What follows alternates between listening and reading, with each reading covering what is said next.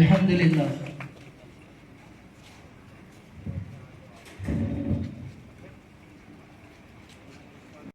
तो उसके साथ साथ बहुत सारे माइनॉरिटीज़ हैं। इंडिया आज़ाद होने के बाद भी आज भी ऐसी एक हालत में है और बहुत सारे गरीबी की वजह से और कम्युनिटी जो है खुदकुशी कर रहे हैं और हमारे हिंदुस्तान की जमहूरियत के लिए एक काला दिन माना जाता है। बाबरी मस्जिद का डिमोलिशन हुआ है, आज तक भी उसका इंसाफ नहीं मिला है और उसके साथ साथ बेगुनाह लोगों के ऊपर टार्चर हो रहा है, ह्यूमैनिटी के ऊपर, चाहे वो दलित हो, आदिवासी हो, एसटी, एसटी, माइनॉरिटीज़ के ऊपर पुलिस और हुकूमत की तरफ से जुल्म ज़्यादती हो रही है। और ये इम्पीरियलिज्म जो जानते हैं, पूरे वर्ल्ड वाइड इम्पीरियलिज्म हो रहा है और जो ख़तरनाक कानून बन रहे हैं, जो UAPA है, अनलॉफुल एक्टिविस्ट प्रिवेंशन एक्ट, इसके खिलाफ में हम लोग मुहिम चलाए थे और उसके साथ साथ पॉजिटिव पॉलिटिक्स के ताल्लुक से भी यहाँ पर हम बहुत सारे कॉन्फ्रेंसेस किए थे, जिसमें जो है परसेंटेज हमारे मुसलमानों का रिजर्वेशन के ताल्लुक से और उसके साथ साथ SC, ST, माइनॉरिटीज़, बड़गू, गालू, सबके लिए एक कॉमन रिजर्वेशन चाहिए बोलकर हमारा एक अपील है। आपकी जो खुशियाँ हैं एक दूसरे को बांटने के लिए हम लोग यहाँ जमा हुए हैं। ईद के बाद यह हमारा मिलन, मुसलमानों का, दलितों का, ईसाइयों का, सिखों का, हर एक कम्युनिटी का एक मिलन, ये हमारा 3% ब्राह्मणों का हुकूमत है, पूरे कारोबार को कब्जे में किया हुआ है ऊंची जात के लोगों ने। आधे से ज्यादा 49% अवाम गरीबी के नीचे के दर्जे में जिंदगी गुजार रहे हैं, 2 वक्त की रोटी मयसर नहीं है, एजुकेशन नहीं है, जाहिल बना दिया गया है हिंदुस्तान में बच्चों को। एक मेडिकल सीट के लिए 1-1 करोड़ रुपए की मांग हो रही है, एक डॉक्टर बनने के लिए 1 करोड़ 1.5 करोड़ रुपए खर्च किए जा रहे हैं। बड़ी बड़ी डिग्रियां लेने के लिए सिर्फ बड़े बड़े पैसे वालों का ही हक है, गरीब बच्चों को कोई भी उसकी दाद रसा सुनने वाला नहीं है। यह हिंदुस्तान फिरका वाराना फसाद में फंसा हुआ है, चारों तरफ घर जल रहे हैं, धुआं के साथ पूरे हिंदुस्तान के अंदर घरों को जलाया जा रहा है, कारोबारों को जलाया जा रहा है, जुल्म सितम की इंतहा कर रहे हैं, गरीबों को जीने का हक नहीं है। सियासत बिकाऊ है, पैसा देकर वोट खरीदते हैं, गरीबों को गरीब बनाते हैं, पैसे वालों को पैसे वाले बनाते हैं। अंबानी का राज है, रिलायंस का राज है, उसकी चापलूसी में हुकूमतें भागती हैं, गवर्नमेंट लोन उनको देते हैं जिनके पास करोड़ों की दौलत है। 2 बच्चे मियां बीवी के लिए 178 कमरों वाला मकान चाहिए, जिसकी इलेक्ट्रिक की बिल करोड़ों में आती है महीने को। यह हिंदुस्तान, ऐसा तो हिंदुस्तान हमने नहीं मांगा था। आज मुसलमान को आजादी नहीं है। 1993 के मुलजिम को, बम ब्लास्ट के मुलजिम को फांसी, 2002 के गुजरात के मुलजिम को प्रधानमंत्री की सीट, ऐसा हिंदुस्तान चाहिए। गूगल में सर्च करें तो who is the most wanted criminal बोले तो हमारे प्रधानमंत्री का नाम आ जाता नंबर 1 पर। ऐसा हिंदुस्तान चाहिए जिसका प्रधानमंत्री नंबर 1 क्रिमिनल हो दुनिया में, दुनिया थू करती हो, सबका साथ सबका विकास लेकर चलने वाला प्रधानमंत्री, गांधी की स्वच्छवादी, स्वच्छ भारत बनाने की बात करने वाला प्रधानमंत्री 5 लाख का सूट पहनकर जाता है अमेरिका के ओबामा से हाथ मिलाने। है ताकत लंगोटी पहनकर जाने की? है ताकत? लंगोटी पहनकर जाने की। वो गांधी की हिम्मत थी जिसने लंगोटी पहनकर लंदन की पार्लियामेंट हाउस में एंट्री की।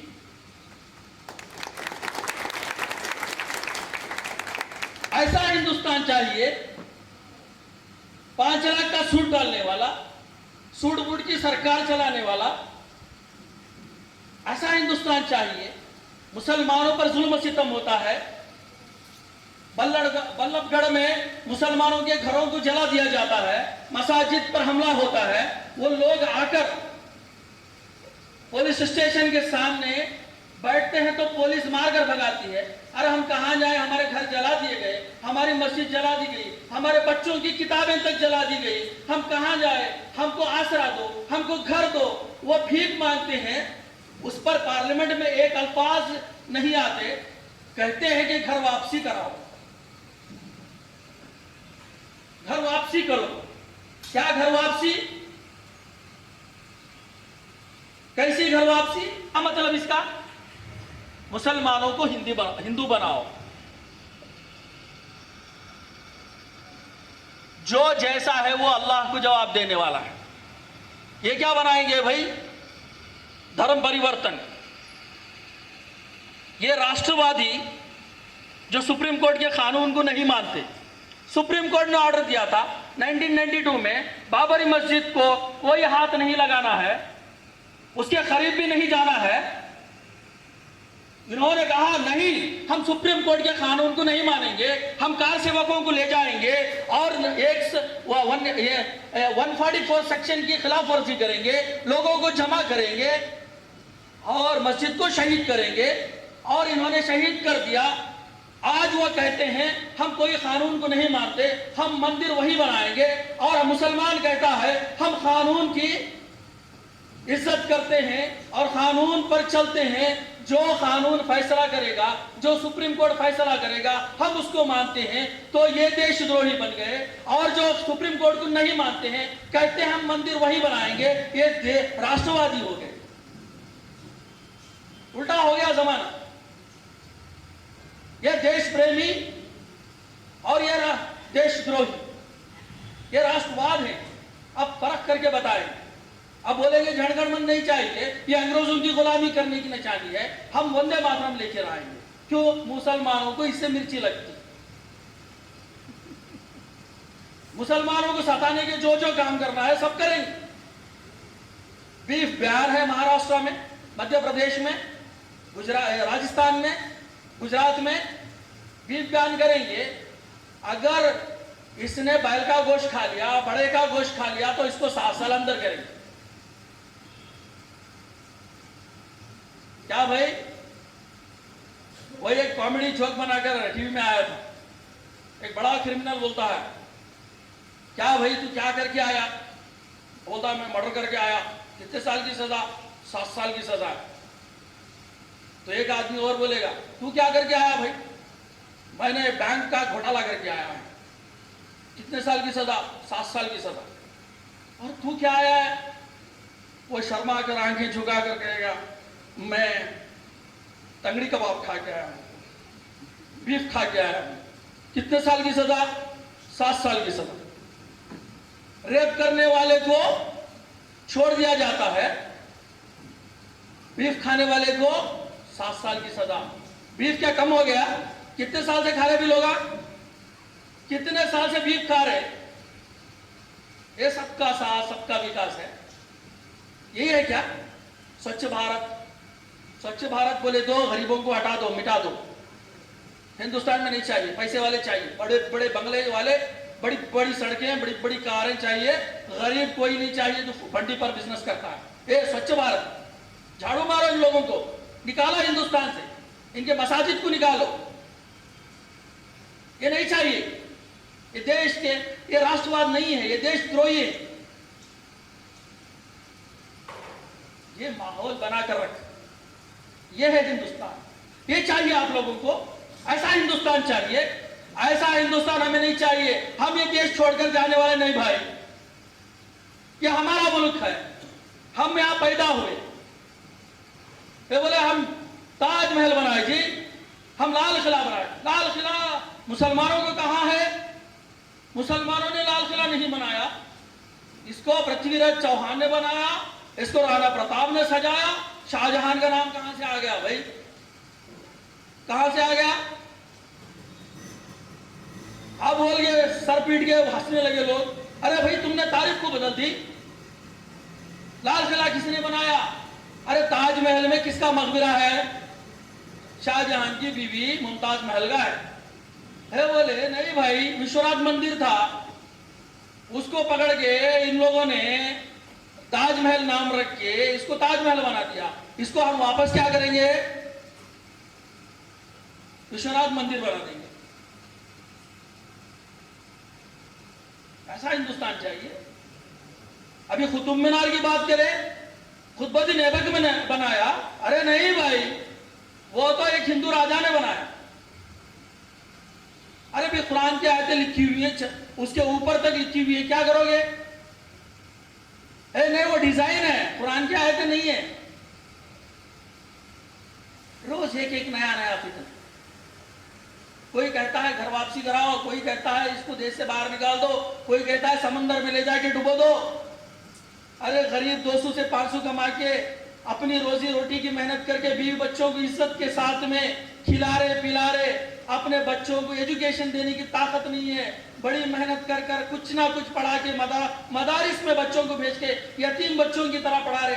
घर घर गांव गांव मौलवी साहब लोग दाढ़ी वाले 5-5 रुपए चंदा कलेक्ट करके वो मदरसे को चलाने की कोशिश करते। बोलते इसमें आतंकवादी ट्रेनिंग देते, तुम AK-47 AK-57 वो रख के तुम ट्रेनिंग देते।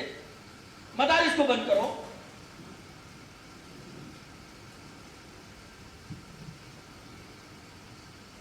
पाकिस्तान जब हमला करता है तो मुसलमान चाहिए। कर्नल हमीद ने, मेजर हमीद ने पाकिस्तान के टांकों के सामने बम बांधकर गिर गए, हिंदुस्तान को बचाया। तारीख गवाह है, जब भी जरूरत पड़ी इस देश के लिए मुसलमानों ने अपने सर को कटाया है, इस देश के लिए कुर्बानियां दी, अपना खून बहाया है। हिंदुस्तान को हिंदुस्तान मुसलमानों ने बनाया है। लड़ रहे थे आपस में, मराठावाड़ा, गुजरात, सिंध, पंजाब, बंगाल बोल के आपस में लड़ रहे थे। किसने बनाया हिंदुस्तान? सबको एक किसने किया? खाने का ढंग किसने सिखाया? कपड़ा पहनने का ढंग किसने सिखाया? भाईचारा किसने सिखाया? ऊंच नीच को किसने खत्म किया? छूत छात को किसने खत्म किया? बोलते थे हमारी श्लोका सुन लिया तो इसके कान में शीश गिरा के डालो, अगर हमारे स्कूल में आके पढ़ लिया तो इसको बीच सौ चौराहे पे खड़ा करके इसको मारो, खत्म कर दो इसको, इसको पढ़ना लिखना नहीं है। उसकी बेटी को ब्लाउज पहनने नहीं देते थे ऊपर, दलित की बेटी को ब्लाउज पहनना नहीं था। क्यों? क्योंकि उसके जिस्म की नुमाइश हो और ये ठाकुर के बच्चे, ये ब्राह्मण के बच्चे उनको देखकर मजा ले सके, उन बच्चों को इस्तेमाल कर सके।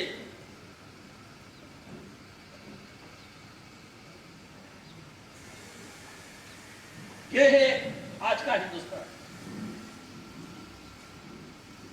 ये है आज का। ऐसा हिंदुस्तान चाहिए हमें, तो कैसा हिंदुस्तान चाहिए?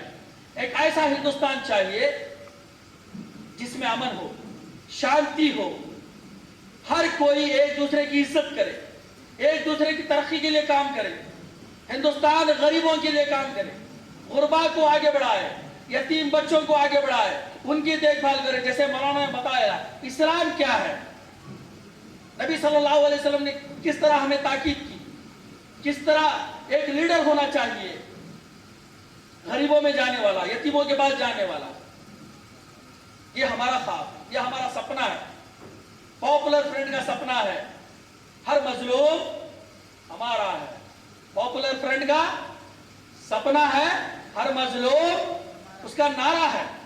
नया कारवान, नया हिंदुस्तान, एक नया कारवान, एक नया हिंदुस्तान, ऐसा हिंदुस्तान जिसमें कोई भी कौम का आदमी किसी भी कौम को बेइज्जत न करे, और मुसलमान कभी भी किसी को जलील करने वाला नहीं। एक भी इंसान को अगर नाम कत्ल कर दिया, इस्लाम कहता है उसने पूरी इंसानियत को मार दिया, सिर्फ एक आदमी को नहीं मारा। आज हम देखते हैं जिद के साथ मुसलमानों को फांसी दी जा रही है, नंबर के साथ नहीं, जिद के साथ फांसी दी जा रही है। क्यों? इनको जलील करना, इनके औकात दिखाओ बोलते। ये है हमारा हिंदुस्तान, इसको बदलना है। एक ऐसा हिंदुस्तान सबकी इज्जत, मंदिर भी, मस्जिद भी, गिरजा भी अपनी शान से अपनी इबादतें कर सके, कोई किसी पे जुल्म ज्यादती करने वाला ना, एक जबरदस्त कानून हो जिसमें रिश्वतखोरी ना हो, जिसमें ऐसे धोखा देने वाले अवाम को वोट देकर, पैसा देकर वोट खरीदने वाले हमारे लीडर नहीं चाहिए। सच्चे रहबर चाहिए, सच्चे जो हिंदुस्तान को शान के साथ आगे ले जा सके, ऐसे लोग चाहिए। अमेरिका के तलवे चाटने वाला मुल्क नहीं चाहिए, अमेरिका की पॉलिसी पर अमल करने वाला मुल्क नहीं चाहिए, सच को सच, झूठ को झूठ कहने वाला एक हिंदुस्तान चाहिए। यह है हमारा सपना, यह है हमारा ख्वाब। ये ईद मिलन के मौके पर हम आप सब लोगों को दावत देकर यहाँ पर इसलिए बुलाए कि हम एक होकर इन तमाम बुराइयों का सफाया कर सकें, इन तमाम बीमारियों का इलाज कर सकें, इन तमाम परेशानियों का हल ढूंढ सकें। हम एक होकर एक मोहब्बत के साथ उन बच्चियों की इज्जतों को बचाने की फिक्र कर सकें, उन यतीमों की सरपरस्ती की फिक्र कर सकें, उन गरीबों के लिए हम काम कर सकें। यह हमारा सपना है। इसके लिए हम लोग देखते हैं, आप परेड करते हैं। क्या करते हैं? परेड करते हैं। जैसा एक हमारे साथी ने बताया, 2007 में पॉपुलर फ्रंट की बुनियाद पड़ी बेंगलुरु के पैलेस ग्राउंड में, बहुत आलीशान एक जलसा करके पॉपुलर फ्रंट ऑफ इंडिया का इनॉग्रेशन किया गया। उसमें यही ताकत की बात की गई, उसमें हमने परेड करके दिखाया। हमारे नौजवान वर्दी पहनकर परेड करते हैं। हिंदुस्तान को आजादी दिलाने के लिए मुसलमानों ने अपनी खून पेश किया है। हिंदुस्तान की तारीख में जितनी भी आजादी की बात आएगी, मुसलमानों के खून की भी बात आएगी। आज भी हम लोग इस देश की आन पर मर मिटने के लिए तैयार हैं, वो हमको दिखाना है। हमारे नौजवान जो यूनिफॉर्म पहनकर परेड करते हैं, उसका मतलब यही है कि हम आज भी इस देश के लिए कुर्बानी देने के लिए तैयार हैं। हमारे 80,000 कैडर ये देश की हिफाजत के लिए बनाए गए, एक पहचान है। ये देश के नौजवान, ये देशद्रोही नहीं है। अगर हिंदुस्तान के ऊपर कोई भी आंख उठाकर देखता है, चाहे वो पाकिस्तानी क्यों ना हो, हम उसको मुंह तोड़ जवाब देंगे। पाकिस्तान की बात कर रहे हैं हम, तो आरएसएस की औकात क्या है?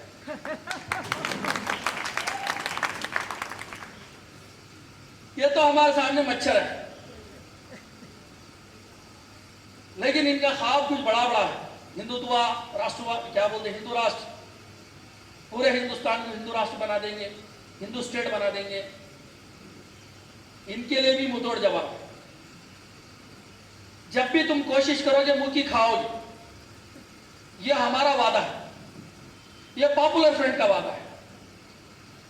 जब भी हमारी तरफ तुम निगाह उठाकर देखोगे, हम तुम्हें मुंहतोड़ जवाब देंगे।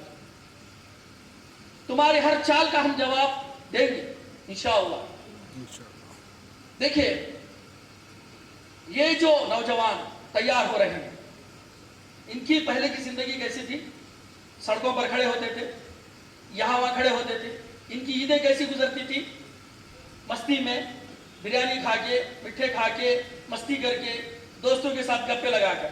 लेकिन आज के नौजवान कैसे हैं? मदरस इसके ईदगाह के सामने, मस्जिदों के सामने चादर पकड़कर खड़े होते हैं। उन गरीब बच्चियों के लिए, उन गरीब बच्चों के लिए जो हमारे इमदाद के मुस्तहक है, उनकी इमदाद के लिए खड़े होते हैं। एक खिदमत के, एक समाज को बनाने के लिए खड़े होते हैं। इनके अंदर एक फिक्र पैदा हो, नया हिंदुस्तान बनाना है, अमन वाला, सुकून वाला हिंदुस्तान बनाना है। और ये जो ट्रेंड नौजवान जो तैयार हो रहे हैं, ये देश की हिफाजत के लिए, चाहे वो बाहर के मुल्क के हो, चाहे अंदरूनी ताकतें, फस्ताई ताकतें हमारे खिलाफ कोई भी आवाज उठाए, हम उनको मुंह तोड़ जवाब देने के लिए इन नौजवानों को तैयार कर रहे हैं। मैं तमाम लोगों से गुजारिश करता हूँ, हिंदू से, मुसलमान से, ईसाई से, सिख से, हर एक नौजवान हमारा साथ है। हम सब मिलकर इन फासिस्ट ग्रुपों को, इन फस्ताई ताकतों को जो देश का नाम पूरी दुनिया में बर्बाद कर रहे हैं, इनको मुंहतोड़ जवाब दें, इनका सफाया कर सकें। ये देश का कैंसर है। नागपुर की ऑफिस में इनकी आज तक तिरंगा नहीं लहराए लोग। देश के गद्दार हैं, तिरंगे के गद्दार हैं। आखिरी खुतबा उसके बाद इस दुनिया से रहलत फरमाए रसूलुल्लाह सल्लल्लाहु अलैहि वसल्लम। क्या खुतबा दिया, क्या बयान दिया। यतीमों के बारे में, खुसूसन औरतों। मैं ऑर्गेनाइजेशन को मैं शुक्रिया अदा करता हूँ, खासकर जनाब आसिफ साहब और जनाब रशीद साहब, यहाँ की बल्दिया वाइस चेयरपर्सन हमारा मंसूर साहब, और हमारा रियाज मामा साहब, जनाब बंडा भास्कर डीजी, दिगर मेहमान, खासकर आज की ये प्रोग्राम में शिरकत कर रहे सो बुजुर्गों और नौजवान साथियां, सबको रमजान महीने की मुबारकबाद पेश करते हुए, ये रमजान ईद जो है ये सिर्फ मुसलमानों की ईद नहीं है, ये पूरा इंसानियत को एक सबक सिखाने का ईद बोल के मैं समझता हूं साहब। जो दिन भर रोजा रहकर एक आत्मविश्वास, क्या बोलते कि सब आत्मविश्वास अपने में पैदा करने में और नेक इंसान बनने में, कामयाब बनने में, ये अपने को एक हिम्मत देने का ये ईद है बोलकर मैं समझता हूं साहब। खासकर जगीचाल एक ऐसी जगह है, मैं तो तकरीबन 30 साल से सियासत में हूं, ये 30 साल से देख रहा हूं यहाँ की हिंदू और मुसलमान, चाहे वो हिंदू ही ईद होने दो या मुसलमान की ईद होने दो, एक भाईचार से, चाहे रमजान होने दो, बकरीद होने दो, चाहे विनायक चौथी होने दो या दशहरा दीपावली होने दो सब। सो आज की ईद मिलाद पे आप जो हम सब लोग को शिरकत करने में जैसा दावत दी गई है, ऐसी हर ईद पे सब मिलके मनाने का जगह ये जगीचाल है। और इंशाल्लाह मैं चाहता हूं ये हमेशा ये कायम रहते बोल के भी मैं चाहता हूं साहब। मगर इसके साथ जो आप लोग नजर डाले, मैं भी थोड़े आपकी बात से सहमत हूं। ये हम మీరు ఏదైతే ప్రోగ్రామ్ ఉందో దాన్ని సక్సెస్ చేయడానికి నేను కూడా మా క్రిస్టియన్ కమ్యూనిటీ తరఫు నుండి మీకు ఎల్లవేళ సహకరిస్తానని మనవి చేస్తూ ఈ అవకాశం ఇచ్చినందుకు చాలా వందనాలు తెలియజేస్తున్నాను। दूसरे तंजीम के मेहमान सब मौजूद हैं।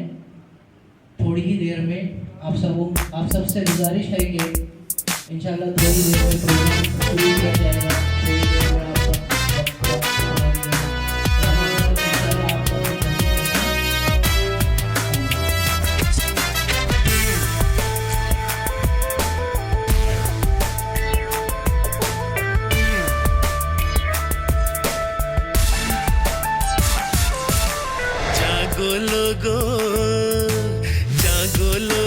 जागो के ये वक्त न अब खो जाए, वक्त न अब खो जाए।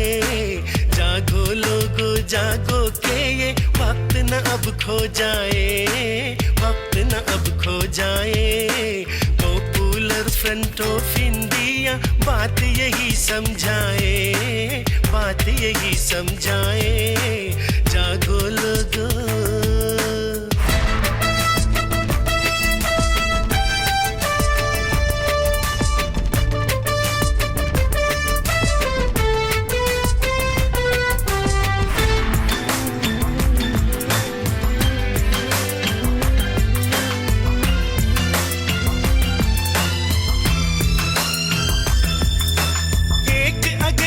सारे होंगे, होगी हमारी ताकत, मानेंगी हर बात हमारी जो भी बनेगी हुकूमत।